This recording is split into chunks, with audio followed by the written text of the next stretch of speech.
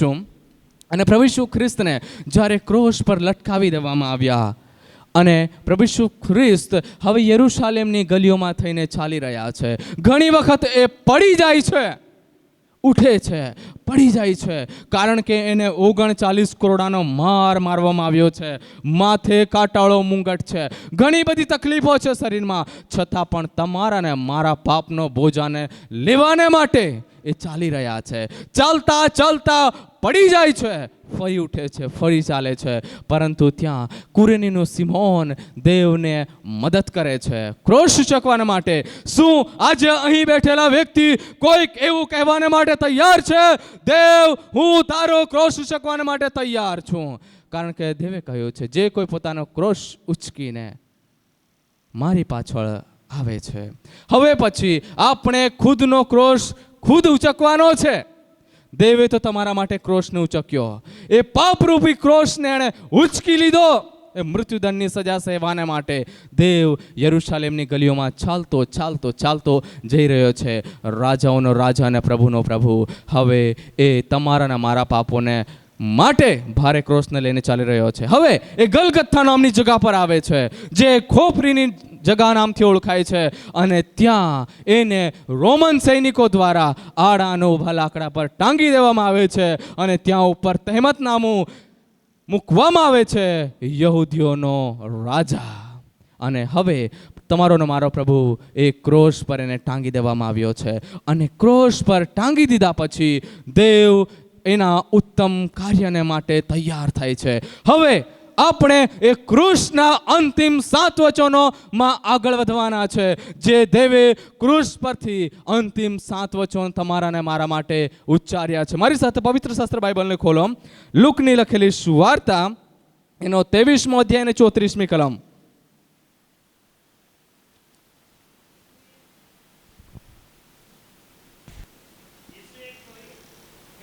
હા હા, તે જેવો કરે છે તે તેઓ જાણતા નથી. ઈશુએ શું કહ્યું? હે બાપ, એમને માફ કર, શું કરે છે એવો જાણતા નથી. પ્રભુ ઈસુ ખ્રિસ્તને ખીલાઓ મારીને ટાંગી દેવામાં આવ્યો છે. એ 3 ખીલાઓની સાથે એ ક્રોસના લાકડા સાથે એને જડી દેવામાં આવ્યો છે.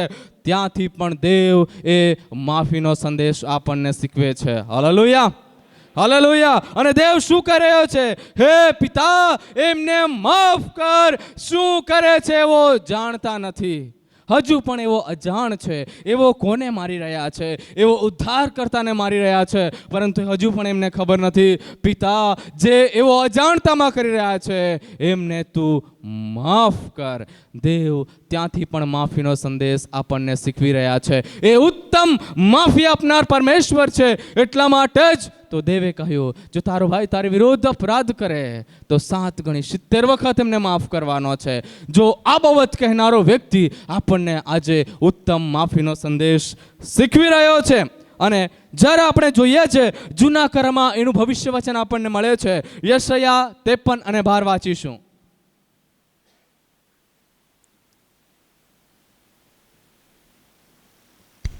તે માટે હું મહાન પુરુષોની સાથે હા, તેને હિસ્સો વહેંચી આપીશ, હા, અને પરાક્રમીઓની સાથે તે લૂંટ વહેંચશે, હા, કારણ કે તેણે પોતાનો આત્મા મરણ પામતા સુધી રેડી દીધો અને તે અપરાધીઓમાં ગણાયો.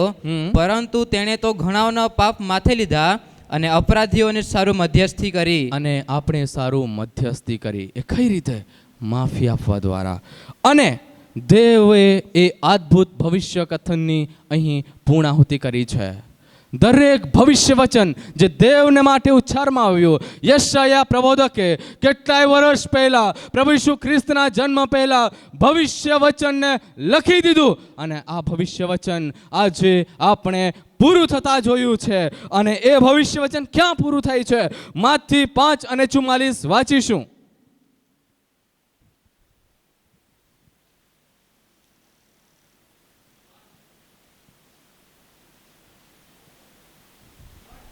કહું છું કે હા, તમે તમારા વેરીઓ પર પ્રીતિ કરો.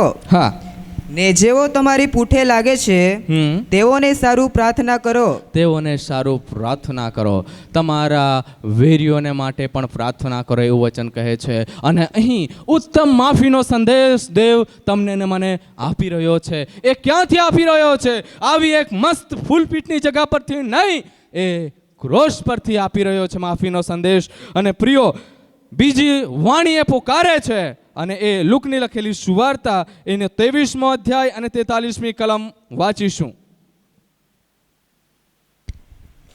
તેણે તેને કહ્યું કે હા, હું તને ખચિત કહું છું કે હા. આજ તું મારી સાથે પરદેશમાં હોઈશ. આજે તું મારી સાથે પારાદેશમાં હોઈશ.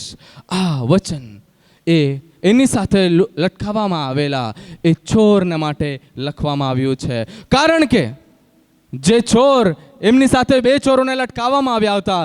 એક ચોર તો એની ઠટ્ટાને મસ્કરી કરવા લાગ્યો, જો તું પરમેશ્વરનો પુત્ર હોય તો ઉતરી આવ અને અમને પણ બચાવ, એવી રીતે. પરંતુ બીજો જે હતો એણે કહ્યું, આપણે તો આપણા ગુનાની સજા ભોગવીએ છે, પરંતુ આ નિર્દોષ છે. એ અંતે પણ જાણી ગયો આ કોણ છે.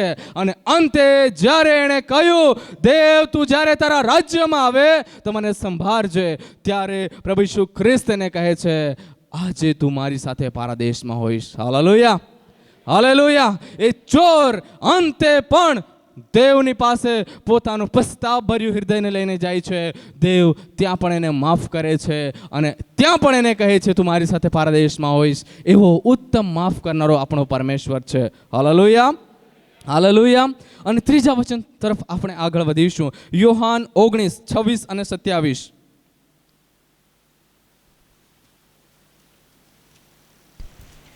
તેથી જ્યારે ઈસુએ પોતાની માને હા. તથા જેના પર પોતે પ્રેમ રાખતો હતો તે શિષ્યને પાસે ઊભા રહેલા જોયા, હા. ત્યારે તે પોતાની માને કહે છે કે બાઈ, જો તારો દીકરો.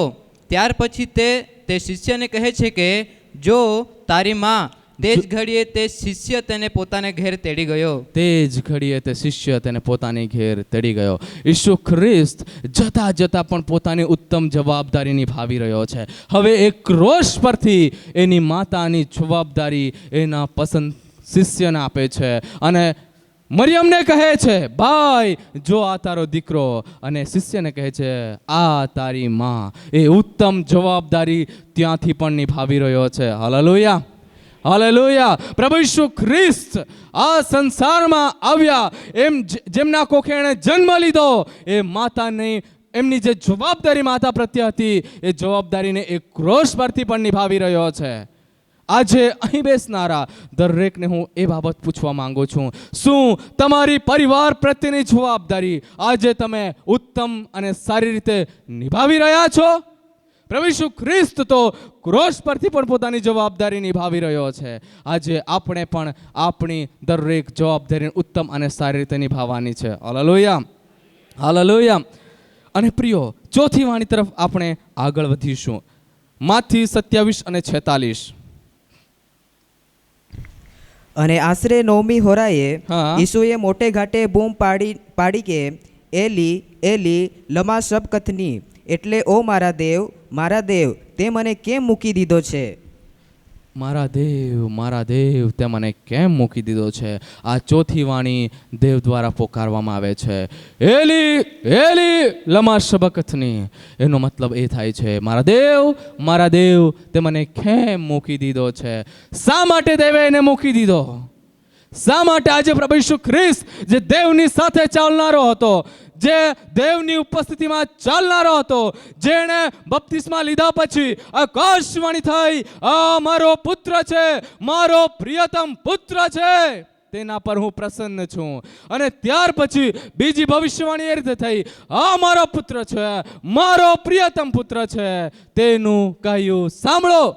એવી આકાશવાણી જેના માટે થઈ, તે વ્યક્તિ આજે શા માટે એવું કહી રહ્યો છે, તે મને કેમ છોડી દીધો? તે મને કેમ છોડી દીધો? એટલા માટે બાપે એને છોડી દીધો, કારણ કે હવે એના પર આપણા પાપનો બોજો છે, અને જ્યાં પાપ છે તેની સાથે દેવની સંગતિ નથી. પરંતુ દેવ એ આપણી મધ્યસ્થતા કરી રહ્યો છે. આપણા પાપનો બોજ એ ઉચકી રહ્યો છે. જે સજા તમને ને મને થવી જોઈતી હતી એ સજા હવે એ લઈ રહ્યો છે. અને જે રીતે જૂના કરારમાં જોઈએ છે, મહાયાજક લોકોના પાપને માટે વર્ષમાં એક વખત કટોરામય હલવાનનું લોહી લઈને પરમ પવિત્ર સ્થાનમાં જતો અને ત્યાં લોહીનો છંટકાવ કરતો. એવી જ રીતે તમારા માટે પ્રભુ ઈસુ ખ્રિસ્ત એ મહાયાજક થયો જેણે પોતાનું જીવિત પવિત્ર લહુ એવડાવીને મધ્યસ્થતા કરી. હાલેલુયા. અને જ્યારે પાપ એની સાથે હતું ત્યારે બાપે એને છોડી દીધો અને હવે એ વચન પોકારી રહ્યો છે, તે મને કેમ છોડી દીધો? અને હજુ પણ ઘણા બધા ભવિષ્ય વચનો જો તમે વાંચવા માંગો છો તો તમે વાંચી શકો છો. યશાયા 53:4 અને 6 અને પહેલો પિત્તર 2:22-25 સુધી તમે વાંચી શકો છો. સમયના ભાવે આપણે એ વાંચતા નથી, પરંતુ હવે 5મી વાણી તરફ આપણે આગળ વધીએ. યોહાન 19:28. એ પછી ઈસુ હવે સઘળું પૂરું થયું એ જાણીને શાસ્ત્ર વચન પૂર્ણ થાય માટે કહે છે કે મને તરસ લાગી છે. મને તરસ લાગી છે. આજે પ્રભુ ઈસુ ખ્રિસ્ત એ શાસ્ત્ર વચન પૂરું થાય એટલા માટે એ બાબત કહી રહ્યો છે. અને શાસ્ત્ર વચન કયું છે? અને એ શાસ્ત્ર વચન જો આપણે વાંચવા માંગીએ છીએ, ગીત શાસ્ત્ર એનો 69મો અધ્યાય અને 21મી કલમ અને સાથે 22મો અધ્યાય 15-18 પણ વાંચી લઈશું.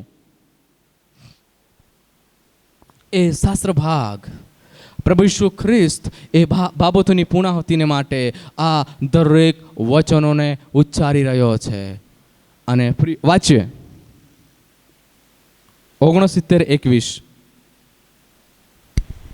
વળી તેઓએ મને ખાવા સારું પિત્ત આપ્યું, હા, અને મને તરસ લાગતા તેઓએ સરકો પાયો. તેઓએ મને ખાવા સ્વરૂપ પિત્ત અને તરસ લાગતા સરકો પાયો. આ ભવિષ્ય વચન ગીત શાસ્ત્રમાં એ ગીત શાસ્ત્રોને લખનાર પ્રથમથી લખી દે છે અને એ જ ભવિષ્ય વચનો આજે આપણે પૂરા થતા જોઈએ છે. અને 22:15-18. મારું બળ સુકાઈને ઠીકરા જેવું થઈ ગયું છે. હા, મારા જડબા સાથે મારી જીભ ચોટી જાય છે. હા, અને તે મને મરણની ધૂળમાં બેસાડી દીધો છે. હા, કેમ કે કૂતરા મારી આસપાસ ફરી વળ્યા છે. હા, ભૂંડાઓની ટોળીએ મને ઘેરી લીધો છે. તેઓએ મારા હાથ તથા મારા પગ વીંધી નાખ્યા. હું મારા સર્વ હાડકાં ગણી શકું છું. તેઓ મને ધારીને જુએ છે. હા. તેઓ માહો માહે મારા લોગડા વહેંચી લે છે અને મારા જબ્બાને માટે તેઓ ચિઠ્ઠી નાખે છે. મારા જબ્બાને માટે તેઓ ચિઠ્ઠી નાખે છે. આ દરેક બાબતો જે પ્રભુ ઈસુ ખ્રિસ્તની સાથે થઈ, આ દરેક બાબતો ભજન સંહિતાનો લખનાર, એ ગીત શાસ્ત્રનો લખનાર લેખક પ્રથમથી લખી દે છે. અને પ્રભુ ઈસુ ખ્રિસ્ત અહીં પુકારે છે, મને તરસ લાગી છે. જે વ્યક્તિએ સમરૂની સ્ત્રીની પાસે જઈને કહ્યું હતું, મને પાણી પા, અને એ પણ કહ્યું હતું, જો તું જાણત તો મારી પાસે જીવનનું પાણી માંગત. આજે આ વ્યક્તિ પોકારી રહ્યો છે, મને તરસ લાગી છે. એ ઉત્તમ સેવા, એ ઉત્તમ નમૂનો આપણને શીખવી રહ્યો છે. એ દરેક બાબતોને મૃત્યુ દંડની સજા એ ક્રોસ પરથી પણ દેવ બાપની ઈચ્છાને એ પૂરી કરી રહ્યો છે. હાલેલુયા. માટે કલીસિયા, તમારે ને મારે પણ કેવી પણ પરિસ્થિતિ આવી જાય, પરંતુ દેવ બાપની ઈચ્છાને પૂરી કરવાની છે. Hallelujah, hallelujah. હવે 6ઠા વચન અંદર આપણે આગળ વધીશું. યોહાન એનો 19મો અધ્યાય અને 30મી કલમ વાંચીએ. માટે ઈસુએ સરકો લીધા પછી કહ્યું કે હા, સંપૂર્ણ થયું, અને માથું નમાવીને તેણે પ્રાણ છોડ્યો. માથું નમાવીને તેણે પ્રાણ છોડ્યો. સંપૂર્ણ થયું. અને પ્રભુ ઈસુ ખ્રિસ્ત આ 6ઠ્ઠી વાણી ત્યાં પોકારે છે. અને હવે આપણે 7મી વાણી વાંચીશું. લુક 23:46. ઈસુએ મોટી બૂમ પાડીને કહ્યું કે હા, ઓ બાપ, હું મારો આત્મા તારા હાથમાં સોંપું છું. એમ કહીને તેણે પ્રાણ છોડ્યો. એમ કહીને તેને પ્રાણ છોડ્યો.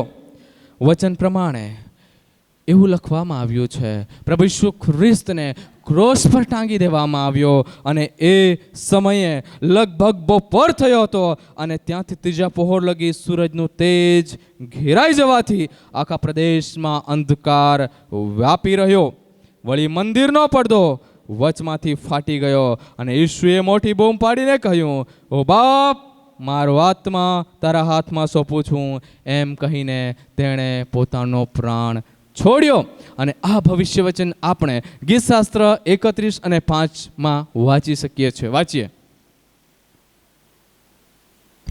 હું તારા હાથમાં મારો આત્મા સોંપું છું. હા. હે યહોવા, સત્યના દેવ, તે મારો ઉદ્ધાર કર્યો છે. હે યહોવા, સત્યના દેવ, તે મારો ઉદ્ધાર કર્યો છે. પ્રભુ ઈસુ ખ્રિસ્ત એમની સાથે જે જે ઘટનાઓ ઘટિત થઈ એ દરેક બાબતો ભવિષ્ય વચન હતા અને એ ભવિષ્ય વચનની એણે પૂર્ણાહુતિ કરી. એના માટે પ્રથમ જ ભવિષ્ય વચન લખવામાં આવ્યું હતું. જ્યારે ઉત્પત્તિના પુસ્તકની અંદર આપણે જોઈએ છે પ્રિયો, ત્યાં એવું લખવામાં આવ્યું છે, સ્ત્રીનું સંતાન તારા માથાને છૂંદશે.